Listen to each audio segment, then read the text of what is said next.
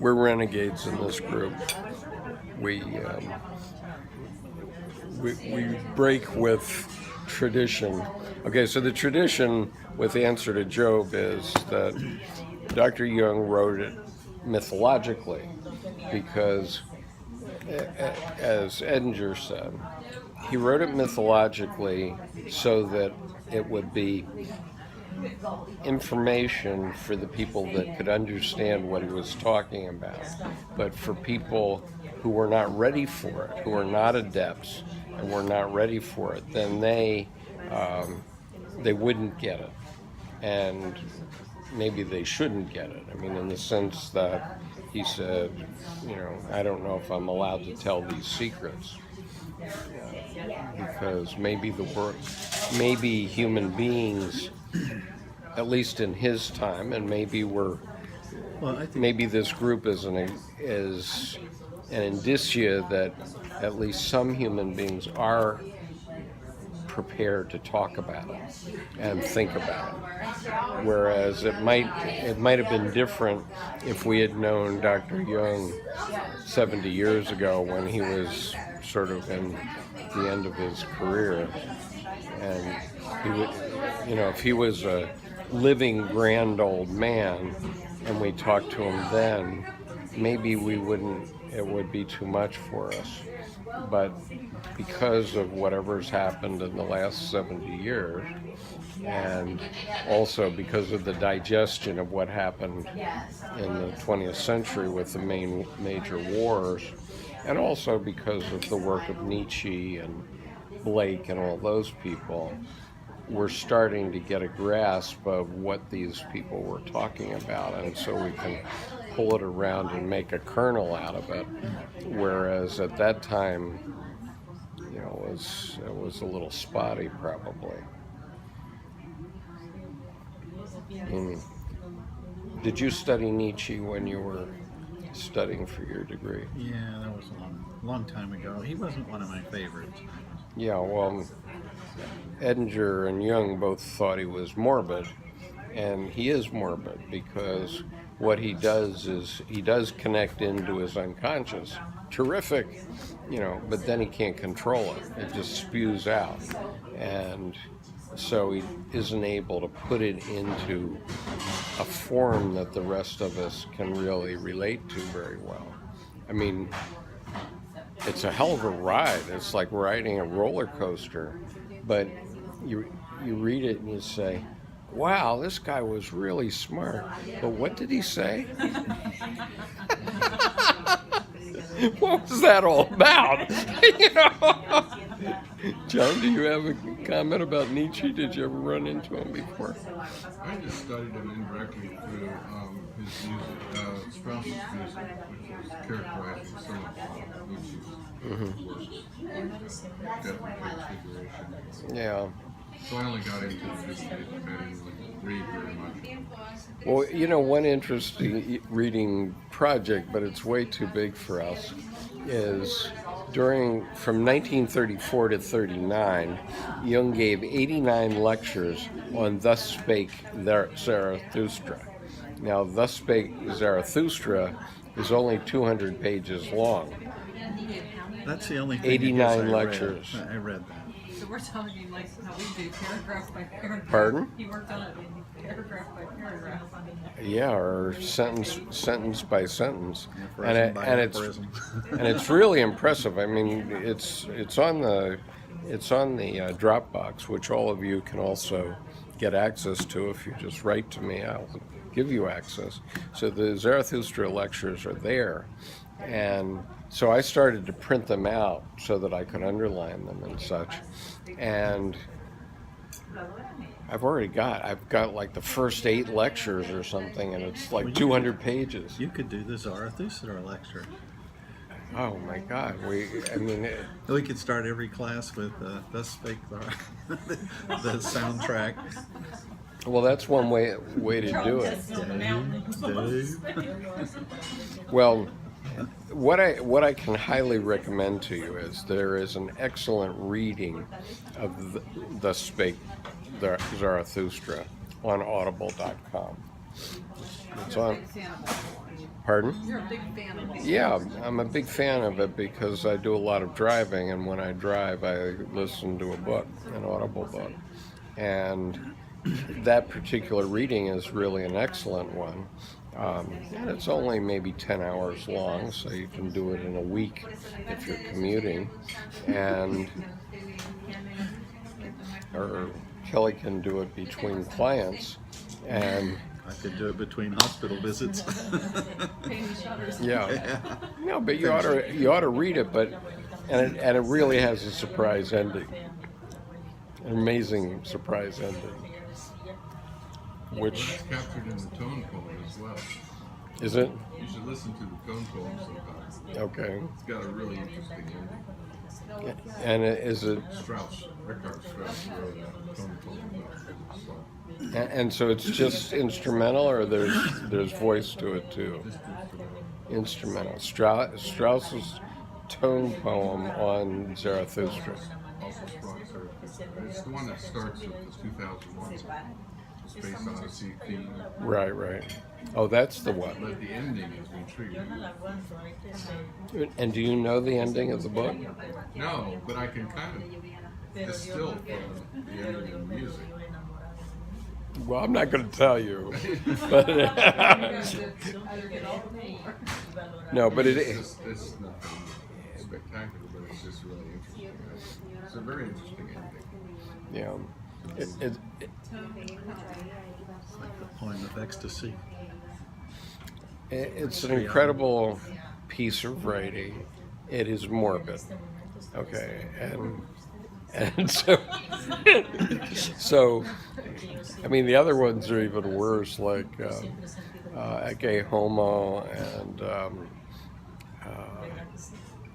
The End of Morality or something like that. Where's a good entrance point for you? Thus Spake Zarathustra. Would be the first to start Yeah. And then the first one on my hand. Yeah. You just can't stomach it. I just don't care. Well, I mean, I gotta care. it's an interesting ride. It's an interesting psychological ride, okay? And you just say, oh yeah, but how did he ever come up with these connections? Because it's got these connections that just flow and go up and down, and you go, I mean, you really start to get dizzy listening to it, but it's fascinating in some ways. I can't listen to too much of it. I found I downloaded several of the books because many of them are audible now, and I listened to Zarathustra first, and I liked it the best. I had first read the book, and then I listened to it, and it's a very interesting concept. What he was talking about. And do you know who Zarathustra was? Okay, well, Zarathustra was a Persian mystic that lived something like, if I recall correctly, something like 5000 BC. And he was the founder of Zoroastrianism, okay, the real Zarathustra. And so Jung put himself in the place of Zarathustra, coming down out of the mountains. And Zarathustra went into the mountains for 10 years, something like the Buddhist monks do, right? He went into the mountains for 10 years. And so the book is about, it starts with the day he comes down from the mountain and starts to communicate with the people that are actually there and what he finds there. And by the way, no fundamentalist should, you know, if you're a fundamentalist and you get this audible book, you're an idiot.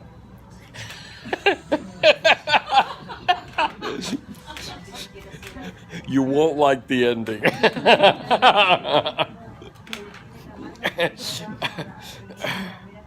You know,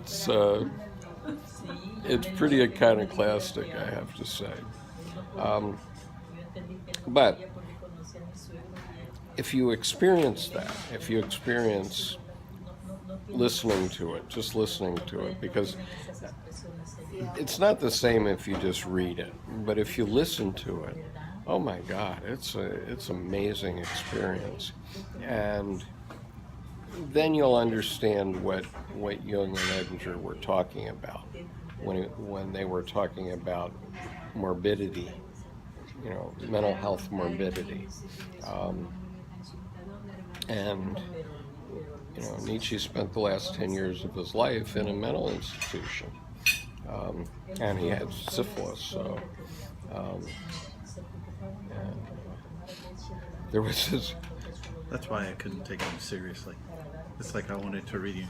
Those were in the days when I was A straight arrow. I thought, I thought people had to make sense, or if they didn't make sense, there had to be an underlying core, sort of logic or some sort of some water. life stream under it. But if they were insane, glass here.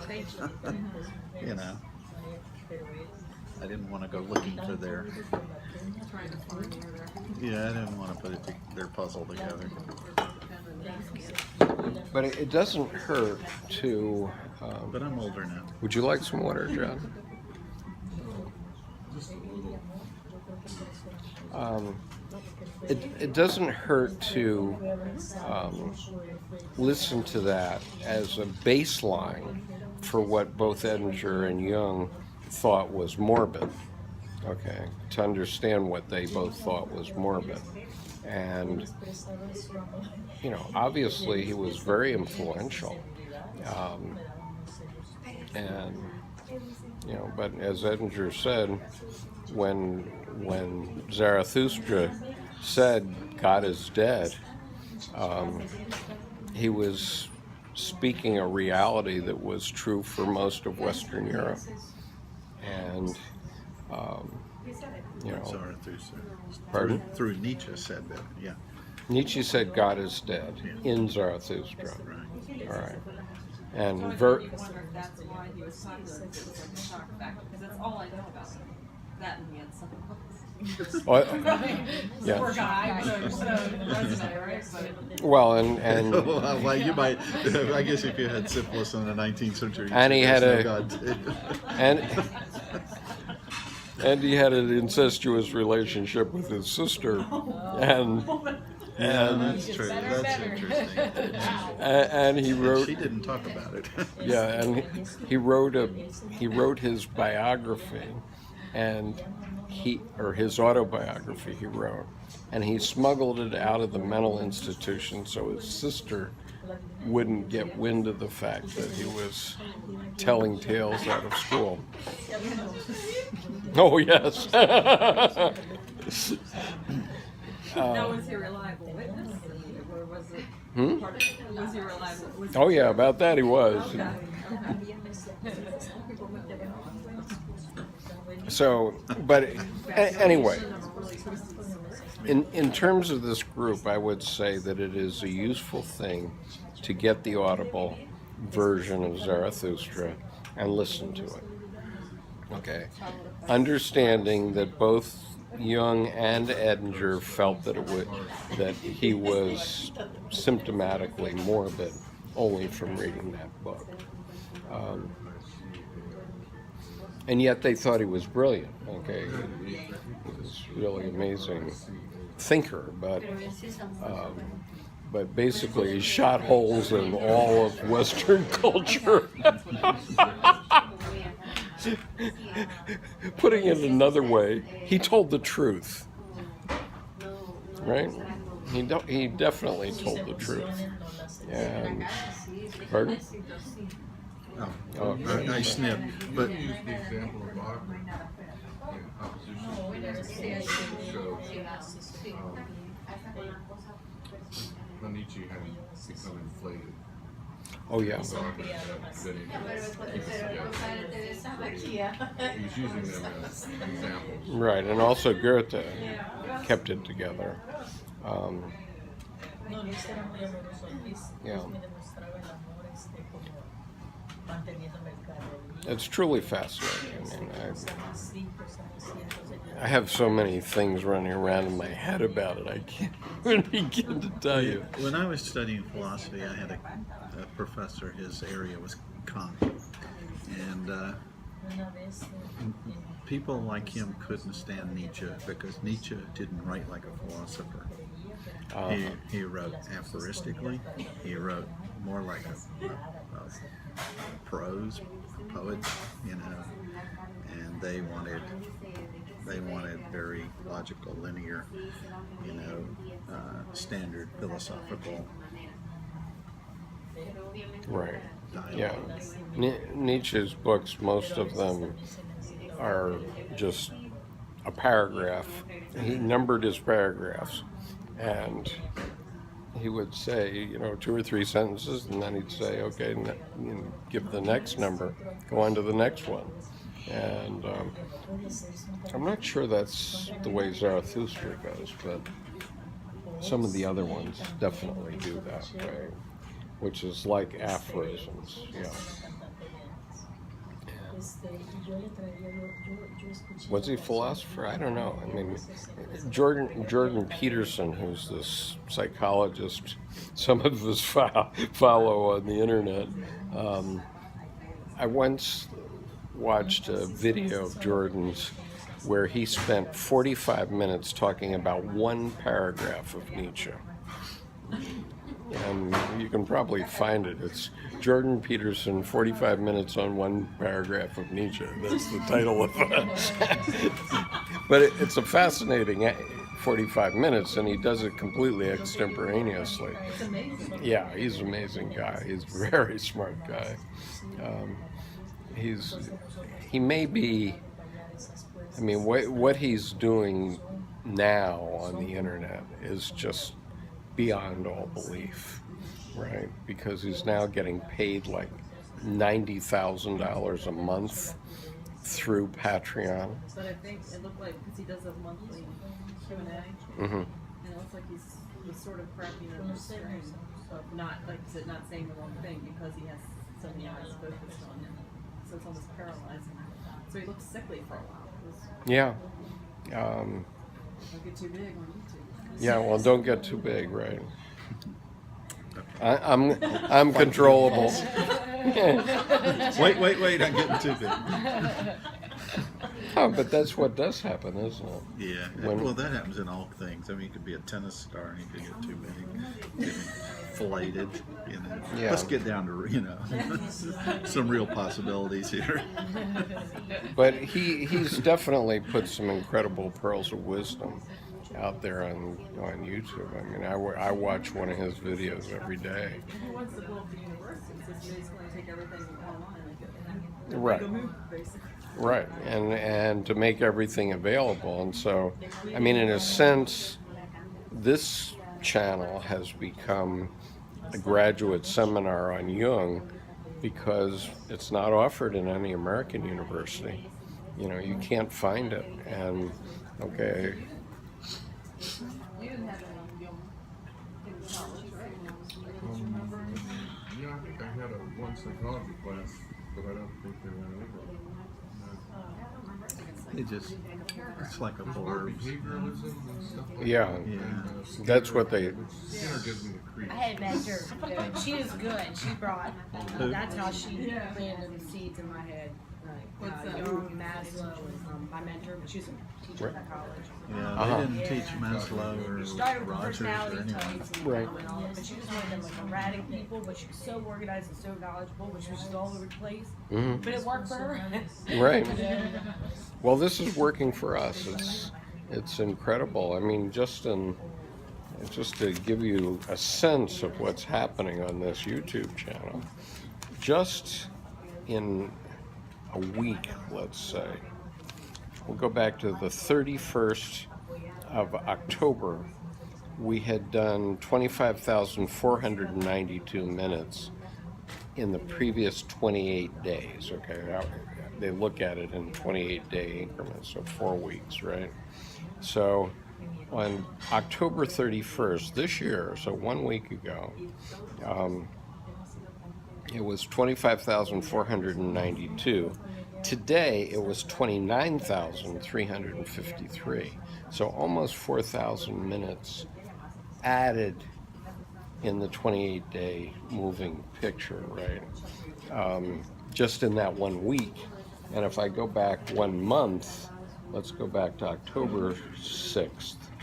October 6th, it was 18,938, and today 29,353. So it's almost increased. If I go back just to October 3rd, it was 19,250 on October 4th, so that's just over a month ago, and we've added 10,000 minutes every 28 days in that period of time in 1 month.